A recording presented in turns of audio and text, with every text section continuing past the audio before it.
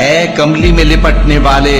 رات کو قیام کیا کرو مگر تھوڑی سی رات، یعنی نصف رات یا اس سے کچھ کم قیام کرو یا کچھ زیادہ، اور قرآن کو اچھی طرح ٹھہر ٹھہر کر پڑھا کرو۔ ہم ان قریب تم پر ایک بھاری فرمان نازل کریں گے، کچھ شک نہیں کہ رات کا اٹھنا نفس کو سخت پامال کرتا ہے، اور اس وقت ذکر بھی خوب درست ہوتا ہے۔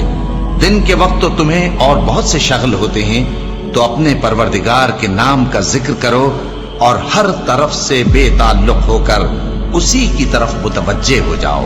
وہی مشرق اور مغرب کا مالک ہے، اس کے سوا کوئی معبود نہیں، تو اسی کو اپنا کارساز بناؤ۔ اور جو دل آزار باتیں یہ لوگ کہتے ہیں ان کو سہتے رہو، اور خوبصورتی سے ان سے کنارہ کش رہو، اور مجھے ان جھٹلانے والوں سے جو دولت مند ہیں سمجھ لینے دو، اور ان کو تھوڑی سی مہلت دے دو۔ کچھ شک نہیں کہ ہمارے پاس بیڑیاں ہیں اور بڑی زبردست آگ ہے، اور گلے میں اٹکنے والا کھانا ہے، اور درد دینے والا عذاب ہے۔ جس دن زمین اور پہاڑ کانپنے لگیں اور پہاڑ ایسے بھربھرے ہو جائیں گے جیسے ریت کے ٹیلے، اے اہل مکہ، جس طرح ہم نے فرعون کے پاس موسیٰ کو پیغمبر بنا کر بھیجا تھا، اسی طرح تمہارے پاس بھی محمد صلی اللہ علیہ وآلہ وسلم ایک رسول بھیجے ہیں جو تمہارے مقابلے میں گواہ ہوں گے۔ سو فرعون نے ہمارے پیغمبر کا کہا نہ مانا تو ہم نے اس کو بڑے دردناک انداز سے پکڑ لیا۔ اگر تم بھی ان پیغمبر کو نہ مانو گے تو اس دن سے کس طرح بچو گے جو بچوں کو بوڑھا کر دے گا، جس سے آسمان پھٹ جائے گا۔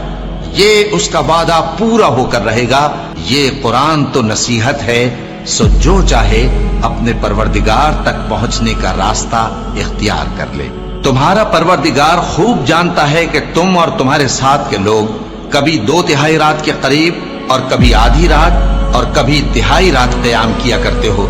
اور اللہ رات اور دن کا اندازہ رکھتا ہے۔ اس نے معلوم کیا کہ تم اس کو نبھا نہ سکو گے، تو اس نے تم پر مہربانی کی، پس جتنا آسانی سے ہو سکے اتنا قرآن پڑھ لیا کرو۔ اس نے جانا کہ تم میں بعض بیمار بھی ہوں گے، اور بعض اللہ کے فضل یعنی معاش کی تلاش میں ملک میں سفر کریں گے، اور بعض اللہ کی راہ میں لڑیں گے، تو جتنا آسانی سے ہو سکے اتنا قرآن پڑھ لیا کرو، اور نماز قائم کرتے رہو، اور زکوٰۃ ادا کرتے رہو، اور اللہ کو نیک نیتی سے قرض دیتے رہو، اور جو عمل نیک تم اپنے لیے آگے بھیجو گے اس کو اللہ کے ہاں بہتر اور صلے میں بہت عظیم پاؤ گے،